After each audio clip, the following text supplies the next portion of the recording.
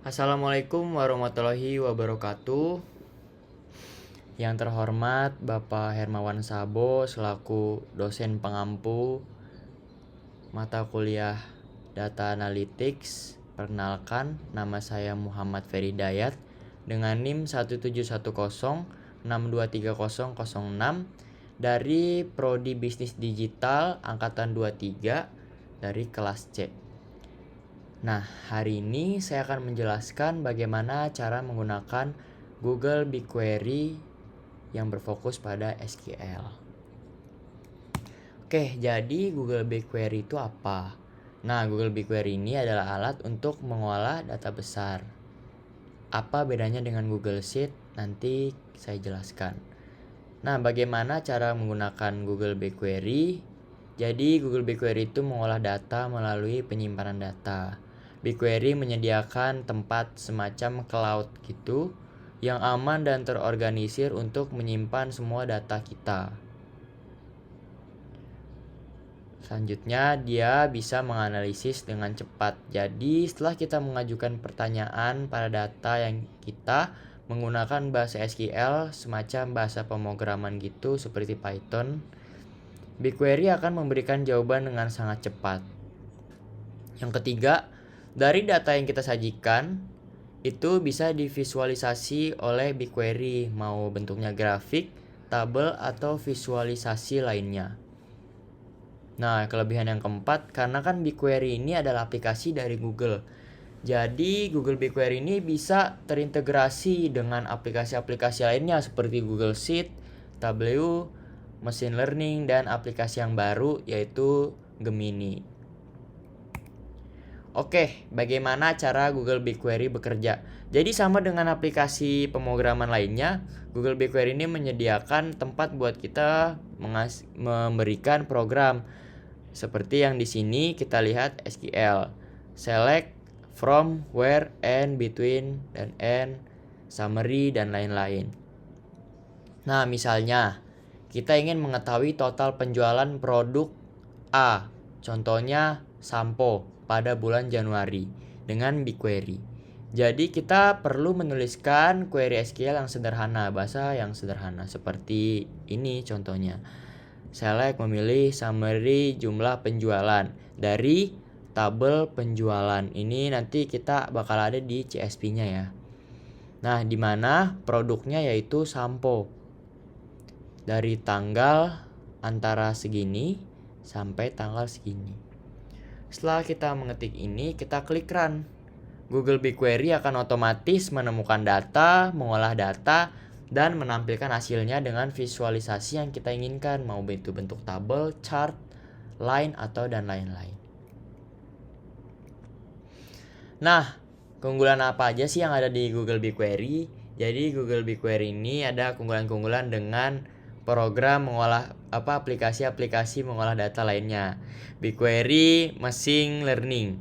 Jadi data analisis dapat membangun dan menggunakan machine learning pada data yang terstruktur, semi-terstruktur maupun tidak terstruktur dengan skala besar langsung dalam BigQuery menggunakan SQL yang sederhana. Jadi kita dapat mengekspor model BigQuery ML untuk prediksi online ke Vertex AI atau platform layanan yang kita miliki.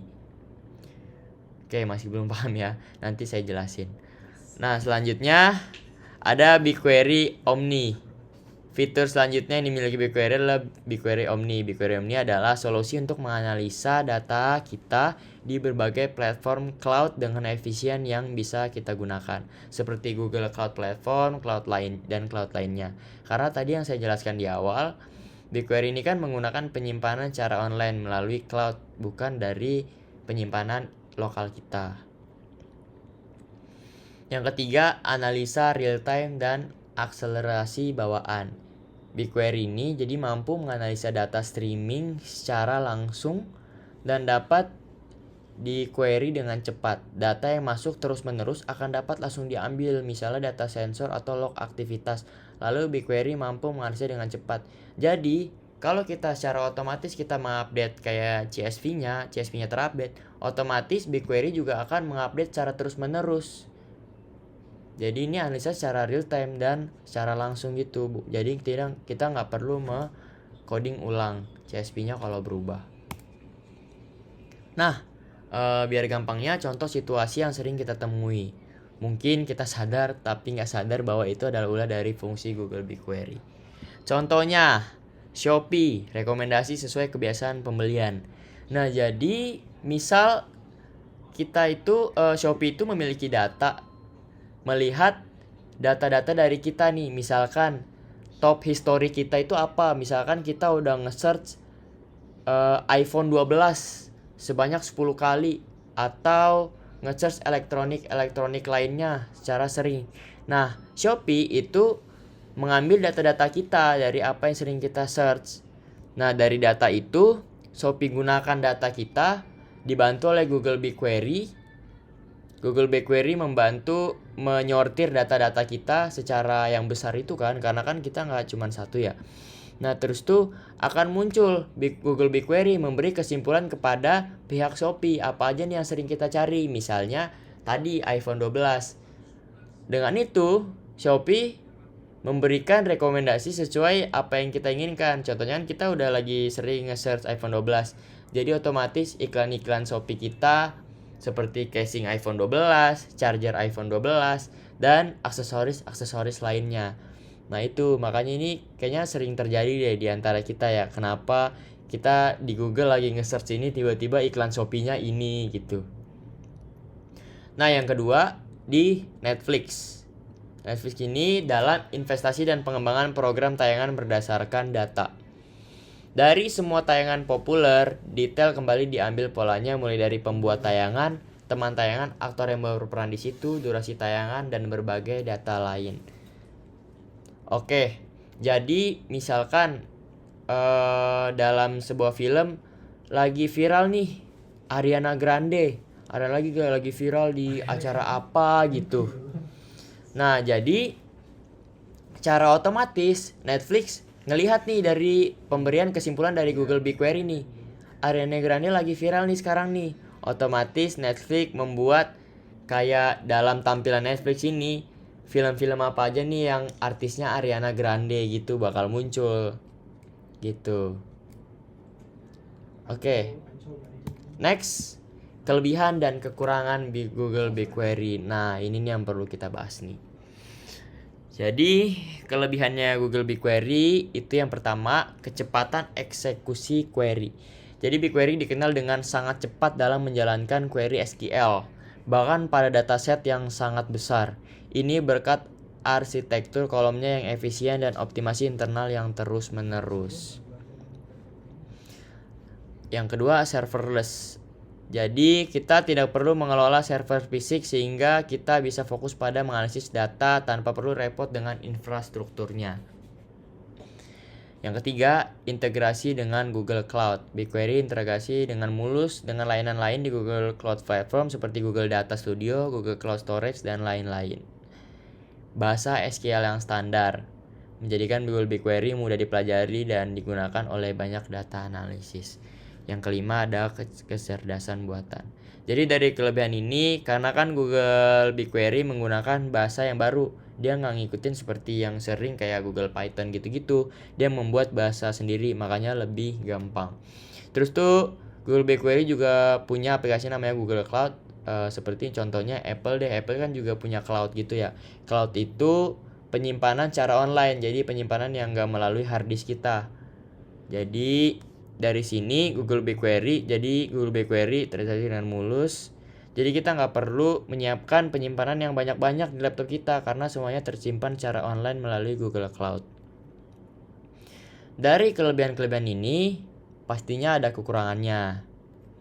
Oke, dari kekurangannya, nah Google BigQuery ini sayangnya untuk kita lebih profesional dan membuka fitur-fitur lainnya itu tuh perlu biaya. Perlu berlangganan dulu dengan aplikasi Google BigQuery. Yang kedua, kurva pembelajaran. Meskipun bahasa SQL-nya standar, namun kan tadi saya udah jelasin bahwa dia itu beda dengan bahasa yang sering kita gunakan seperti Python. Jadi, kita perlu belajar lagi nih bahasa-bahasa SQL-nya. Itu. Yang ketiga, vendor login. Jadi, jika kita sangat bergantung pada Google Cloud Platform, migrasi ke platform lain itu jadinya susah gitu guys. Nah yang keempat, ketergantungan pada koneksi internet. Jadi yang sudah saya jelasin tadi kan kita menggunakan penyimpanan cloud secara online. Jadi aplikasi ini juga otomatis harus tersambung dengan internet. Yang kelima, terakhir batasan ukuran data. Nah itu lagi karena kita bergantung pada cloud penyimpanan secara online milik Google, jadinya pastinya ada batasan ukuran data yang disiapkan oleh Google BigQuery. Kayak gitu. Next, nah kita langsung aja ke langkah-langkah menggunakan Google BigQuery. Jadi yang pertama kita buka dan login dulu di website Google BigQuery. Terus tuh kita cari sumber data yang kita miliki. Nah, kalau teman-teman belum punya sumber data, bisa nyari di website namanya kaggle.com. Langsung aja kita buka kaggle.com. Jadi kaggle.com ini sebuah website yang memberikan dataset gitu. Nah, kalau kita belum memiliki data-data, kita bisa nge-search di sini. Contohnya Netflix. Nah, dia bakal muncul nih sesuai yang kita inginkan. Terus tuh Spotify. Atau bahkan nggak cuma dari aplikasi. Contohnya dari yang kita search yang di sini-sini aja deh. Online shop. Nih, perumahan di Danis, YouTube subscriber, Eminem, Minecraft, terus tuh dan lain-lain. Oke, dari sini kita download, dia itu bakal menjadi seperti ini. Nah, di sini saya mencari Hot 100 Spotify Billboard. Nih, ketika saya buka, nah jadi gini. Hasilnya ada 100 data dari 100 Billboard. Ini CSP-nya yang kita download. Dari sini kita masukkan ke Google BigQuery. Nah, setelah kita memiliki CSV-nya, kita buat project baru dulu. Saya namakan Spotify. Terus tuh, saya membuat dan upload file CSV yang saya sudah download, lalu pilih preview untuk melihat penjabaran datanya. Nah, jadi sudah sesimpel, kan ini kan rada susah nih buat kita baca nih data-datanya nih, karena ini supaya memudahkan pemrograman. Terus tuh, kita masukkan dia ke Google BigQuery. Setelah masuk, nih saya namakan tabelnya namanya 1. Terus tuh kita buka preview. Nah, dari data tadi, dia udah mengkolom-kolomkan secara otomatis data-datanya. Nah, ini ada data-datanya nih. Artis-artisnya seperti Beyonce, Shakira, Kelly Clarkson, lagunya apa, albumnya apa, tahun berapa, durasinya, dan lain-lain ya. Ada banyak. Oke, selanjutnya, setelah kita melihat previewnya, dari sini kita akan olah data dari preview ini seperti yang kita inginkan. Contohnya, bila kita ingin mencari data artis paling banyak yang masuk dalam top 100 hits. Pertama, kita pilih query table, lalu kita ketik codingannya. Nah, kita buka. Ini baru kita ketik codingannya. Pertama, select. Kita kan ingin mencari tadi artis yang sering muncul dalam top 100 hits. Kita tulis artis karena kolomnya namanya artis. Count 1 itu nama ininya, tabelnya. Terus tuh as count dari. Nah, ini nama projectnya ya. Nah, salah satu keunggulan BigQuery itu kalau kita ngetik, dia itu akan otomatis ngebantu kita. Contohnya kita baru ngeklik spot. Nah, dia itu akan muncul buat ngebantu kita. Tuh, group by artis. Oh ya, saya lupa ini tambahin 1. Karena 1 itu nama tabelnya. Group by artist, order by count, description. Terus tuh kita klik run. Otomatis dia akan memunculkan artis apa aja yang sering muncul. Nah, di sini tuh ada berarti total ada 21 artis yang muncul lagunya sebanyak 10 dalam top 100 nih. Terus tuh ada yang muncul 9 dan banyak lagi ya. Jadi kita gampang nih untuk menemukan rekomendasi apa nih yang cocok buat kita munculkan di Spotify nih. Artis apa nih yang kita munculkan nih. Nah, dari sini kita bisa melihat chartnya, visualisasinya. Dalam bentuk bar, line, scatter. Terus tuh mau X-nya apa. dan Y-nya apa. Oke, jadi setelah itu dah. Jadi gampang kan? Jadi kita lebih gampang nih buat mengolah data nih, apalagi data yang disajikan lebih besar lagi nih, jadi lebih gampang. Nah, setelah itu saya akan menjelaskan sedikit aplikasi ini. Dari sini ada kayak seperti preview, detail. Nah, cuman minusnya tadi kan saya bilang aplikasi ini untuk ngebuka fitur-fitur lainnya itu tuh harus bayar. Contohnya data profile perlu bayar, data quality perlu bayar. Dan mungkin dari hal-hal ini, mungkin kalau kita bayar dia bakal lebih banyak lagi fitur-fitur yang terbuka. Oke gitu ya, jadi tapi masih berguna ya, masih gampang ya menggunakan Google BigQuery ini. Terus tuh, saya jelasin aja kalau kita misalkan mau bayar. Tuh dia ada 300 in free credit. Dia akan ngebuka semuanya dan otomatis kita lebih gampang dan lebih profesional menggunakan Google BigQuery ini. Oke, kita kembali ke PPT. Itulah langkah-langkah sederhana yang bisa dilakukan oleh Google BigQuery. Oke, jadi itu aja yang saya bisa jelaskan. Kurang lebihnya mohon maaf.